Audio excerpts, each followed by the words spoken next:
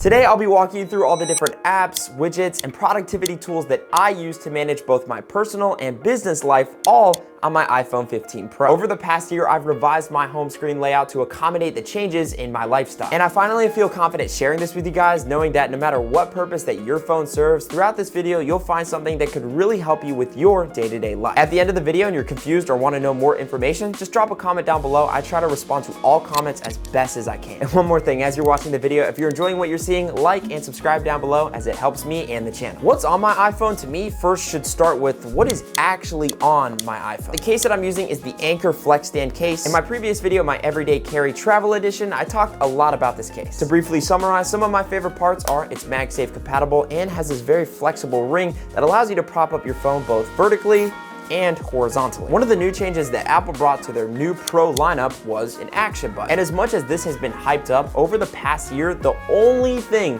that I really find myself using on a day-to-day basis is my flashlight. One of my favorite new things coming to iOS 18 is the fact that I can change both of these bottom two lock screen buttons, as that essentially gives me two more action buttons that I can bind to whatever I want. I'm first gonna start with my control center, as I feel a lot of people use this very simply, but there's actually a lot more that you can do. A small thing that not a lot of people realize is you can actually press and hold on certain things, such as your Wi-Fi to connect to different networks, or Bluetooth to connect to different devices. Starting off with my brightness, I do turn on the night shift. It auto turns on at around, I think, 7 o'clock because it's just better for your eyes and helps you sleep better. Moving down, I have my flashlight, screen record. This next one is classic invert. I really don't ever use this. I then have my calculator app, which I use so much. Below that is a button that brings me straight to my notes. If there's a thought or a video idea that I have that I'm like, I need to write this down before I forget about it, swipe down, click on that, and it brings me straight there. Next is my wallet app. This is really nice if I don't want to just double tap the button and I just want to quickly access my cards and other personal belongings. The next one is voice memos. Now, this may sound a little interesting, but I use this to record like natural sound effects. Next is low power mode. I find myself really only ever needing this if I need my phone for one specific thing and I can't use it for anything else because it's about to die. The downside to this is if you on the 15 Pro models, you don't get the high refresh rate, so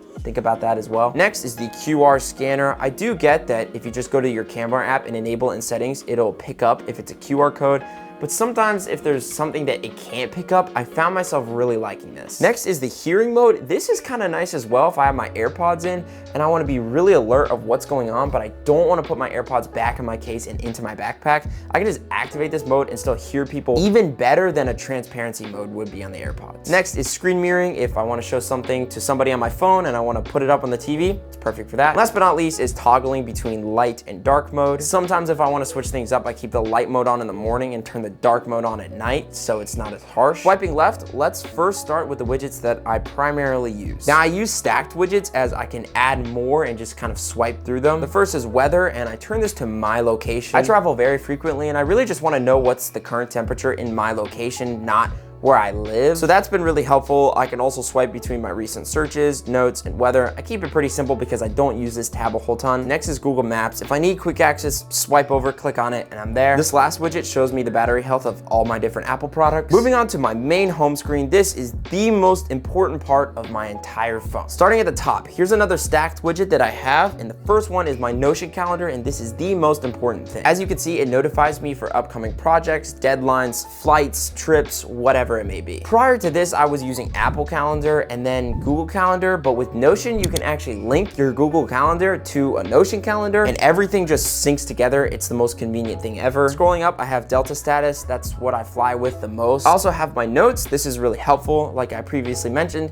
if I have a really quick idea, I want to write it down and not forget about it, click on one of the most recent ones that I have, type it in, and I'm good. Scrolling up, I have one more Notion tab, and it's one of my favorites, and it shows my most recently searched things. Projects is something that I always open on a day-to-day basis, and I add and subtract just to make sure I'm always on track. Now, I used to use Google Docs, and don't get me wrong, Google Docs is amazing, but the convenience, accessibility, and the flexibility that Notion gives you just made me switch no-brainer. Moving below that, I then have my socials folder, and this is kind of organized from most important to least important. Here's what I mean. So TikTok being my biggest platform is obviously my biggest focus and importance. So I can simply open this, look at past videos, get some inspiration from other creators, and it's really nice just to have there. Something that TikTok recently dropped was TikTok Studio. This is super nice because instead of going into the actual app and navigating to your analytics, I can just simply pull everything up in a dedicated app, kind of like YouTube Studio. So it's really nice for that. I then have my Instagram. I've been loving using Instagram recently. It's also a place where I network and communicate with a lot of other fellow creators. Next on the list is my YouTube Studio. Just like TikTok Studio, it's a dedicated place for all your YouTube analytics. This is perfect as I can see video performance and kind of just see where I'm going wrong in certain areas and how I can improve. Next is the YouTube app itself. Pretty self-explanatory. I watch videos here. I then have Snapchat. I know I categorize this from importance to least importance. I barely use Snapchat. If I didn't upload the Spotlight, I literally wouldn't have it. I think it's a waste of time for me. Moving on, I have X, or Twitter. This is super great. Again, like Instagram, I can network and communicate with a lot of other fellow creators. I love the platform just to kind of see the behind the scenes of what a lot of other creators are doing in their day-to-day life. Moving on, just like X or Twitter, is Threads. This is very similar to Twitter, but it's Instagram's version of this. I recently started prioritizing this more from a social media perspective. And it's a fun little way to communicate, share what's going on behind the scenes, and connect with more of your Instagram following from a more personal level. Swiping over, I have a shortcut to my TTCC, which is TikTok's creator program for UGC ads. I then have Twitch. I can't remember the last time I've opened up this app unless I'm watching like a friend streaming if I have nothing else to do. Next, I have Facebook and Messenger. This is primarily for Facebook market deals if I'm selling old used tech, products, or whatever it may be. Moving forward, I have my travel folder. First is Expedia. This is perfect for booking hotels, trips, whatever it may be. Next is my Delta app. I can book trips, see current trips, look at my miles, things like that, whatever it may be. Next up is American Airlines, pretty much the same thing. I can look at upcoming flights, book trips as well. Pretty much all the same, just different airlines. Next is my Airbnb app. This is perfect for booking trips, adding trips to a wish list, or seeing current trips as well. I also have Uber for simple transportation when I'm flying or out and about in a different location. Veo is really fun as it allows you to rent those scooters that are basically posted up on sidewalks and other things like that. Finance app, which is on the main folder. I have my PayPal for sending and receiving money. LastPass, which is one of the greatest apps for storing all your passwords safely and securely. An authenticator to get into the mobile app. I have my bank app, my Discover card for credit cards, Fidelity for short-term and long-term investments, my Chase for more credit cards, and my American Express for my flight card. Also use QuickBooks for accounting purposes when it comes to the end of year, Coinbase for crypto purposes, Express, Stripe. I don't really use that much anymore, but sometimes I have to link it to certain payment methods, so it's nice to have. My Erie insurance, that's for my car insurance, and Cash App. Then Rocket Money. This is perfect for tracking spending, categorize spending, and seeing if there's monthly payments that you're making that you don't really know you're making. So it's really nice just to give you a little peace of mind, just kind of know what's going on with your finances. Next is my Google folder. I have Google Maps, which I don't really use much anymore. Google Docs, which is storing scripts that I share with people. That's really my main focus for it. I have Google Drive. This is also nice for sharing videos with fellow creators, editors, and whatever it may be. I also have Google Sheets. I don't use this much anymore as Notion essentially replaced that, but it's kind of nice to have to check things from the past. Moving forward, this is a primarily business-focused folder. I have Notion, which breaks down literally everything like I previously mentioned. I then have my Notion calendar, which is really convenient as it shows me what's happening every single day, and I can just add things to it through the actual Notion app as they sync together. Next is LinkedIn. This is perfect for networking, connecting with other businesses, pretty self-explanatory. Next is ChatGPT. I use this quite a bit for just simple research things. And my favorite thing about the mobile version is that you can actually take a picture of things. So I can take a picture of whatever it may be, click next and ask it a question or whatever if there's something I don't know about. So I'm actually finding myself using this a lot. Next is photos. I store personal things, videos, things like that. Then I use Apple Maps. I've always felt Apple Maps is better than Google Maps. I know that's controversial. It just works best for me. Same applies to the weather app. Look, I get it. There's probably a better weather forecasting app out there. I have my phone. It's not on the bottom 4 ones. It's not as important as like FaceTime per se. Next is my camera. I love this for shooting video and log 4K. It looks amazing. Next is Google Chrome. This is the one app where I don't like like the Apple ecosystem when it comes to Safari. Chrome just also syncs with my MacBook, my PC. It's just more convenient for day-to-day life. And another widget I have is my Coinbase widget. This just gives me general updates on Ethereum and Bitcoin, two of the most popular cryptos, just so I can kind of see how things are going and whether it's a good time to invest, pull my money out, or whatever it may be. At the bottom, I have messages for personal and business use, FaceTime, again, for personal and business use,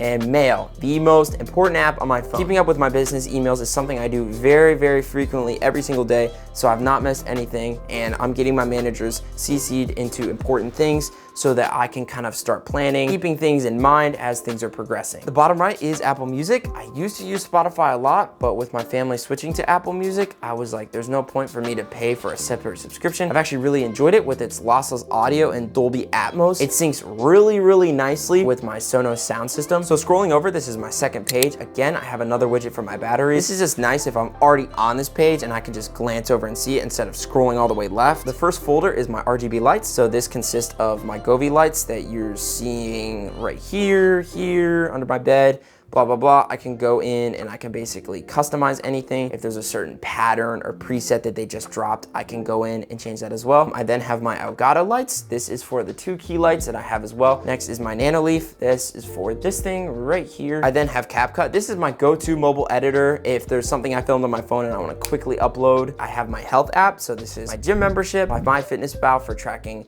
my intake for calorie deficits or calorie surpluses, and my Planet Fitness app if I'm going to a different gym or I'm at a different location. Lightroom is my go-to editing app for all photos. I take a lot of pictures on my iPhone and posting them to X, Instagram, YouTube, Snapchat, whatever it may be. It's nice to have a really, really intuitive and fancy photo editor that's free, by the way. I got my big bag folder. This is for when I'm going to get food, which I don't do much anymore, but if I'm out with my friends and we're going to get Bojangles, I always scan, get the rewards so I can get any free perks, things like that. UV Clean is for my vacuum robot. I have Amazon and Sonos. My Sonos app is probably one of my favorite things. I can adjust the volume of every speaker, switch it to different sources, connect to my phone. Pinterest is super clutch for looking up things like shoes, outfits, even cars, things like that. I love it. Also use the Target app. I shop there very frequently. I can get some points from there as well. I have the App Store and Notes as well. I have settings, my Sony app. This is for my XM5, so I can adjust EQ, bass, other things like that. Microsoft Teams is perfect for being a student, being in college classes, joining calls with professors or even business calls, super helpful. Calculator, self-explanatory. Sports app, ESPN, I rarely use it, but to keep up with sports, like the NFL season is coming up soon, and Yahoo for fantasy football as well. I also use the Shop app to keep up and track shipments. I also have my folder. This is my Nike folder, my GOAT app to see upcoming shoe drops. I don't really play any games on my phone, but if I do, you best believe I'm playing Brawl Stars. With that being said, thanks for watching this video. Like, comment, subscribe. You guys know the drill, and I'll catch you guys in the next one.